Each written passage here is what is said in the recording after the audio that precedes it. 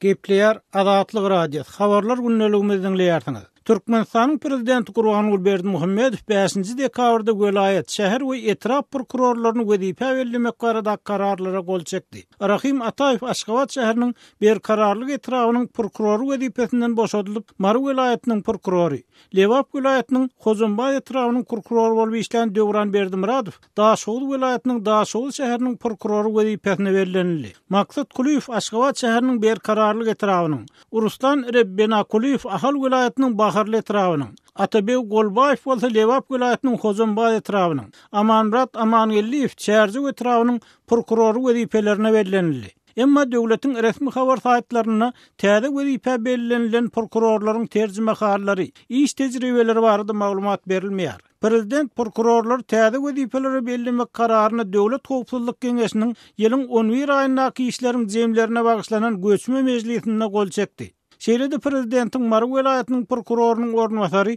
Şöhrat Gylyzow wezipesinden boşadylyny habar berilýär. Emma onuň näme üçin işden boşadylyny anyklaşdyrylmaýar. Baş prokuror Batyr Attaýewiň mejlisde ýanwar-noýabr aýlaryny prokuratura edaralaryna geçirilen işler barada hasabat berenini gaýdylýar. Emma geçirilen gaýdylýan işler aýdynlaşdyrylmaýar. Şol wagtda prezidentiň prokuroryň hasabatyny dinläp, prokuratura işgärleriniň degişli resminameler netijeli peýdalanmalygyny belleýän habar berilýär.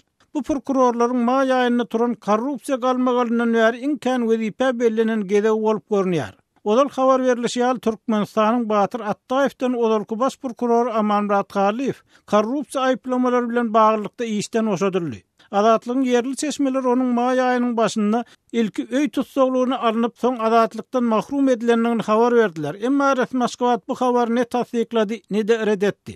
Ýönümiňe garamazdan türkmen mediýasy maý aýynyň 50 töwere hukuk resmiýetiniň korrupsiýa aýplamalary esasynda türme batlandygyny habar berdi. Bu arasda işleriň gapdaly bilen başga işe geçýänligi üçin nelip Türkmenistanyň baş sudyasy Begen Şaryf hem wezipesinden boşadyldy. Azatlygyň hökümete ýakyn çeşmeler şonda korrupsiýa garşy başlanan kampaniýany prezidentiň güýç guruluşlaryna gruply adamlardan Aşgabatda geçirilmeli adi oýunlaryna teriste toplamak barada beren tawsyrygynyň ýerine ýetirilmeligi. Şol wagtda da kär prokuratura işgärleriniň öýünden uly meçherde nagd pul tapylmagy bilen baglanşdyrdylar. Prezident İçeri işler ministri Mülikowyň prokuraturaanyň işinden ören nägile Bayramally bir näçe prokuror we İçeri işler ministrliginiň işgäri tutsak edildi. Öýler döküleni olaryň biriniň öýünden 15 milyon dolar meçhörüne nagd pul tapyldy. Bu arada eýen prezidenti habar berildi diýip Azatlygyň seçmesi bu wakalaryň öňünden 29 aprelde habar berdi. Prezident Berdimuhammedowyň maý aýyna korrupsiýa garşy başlanan kampaniýasy netijesinde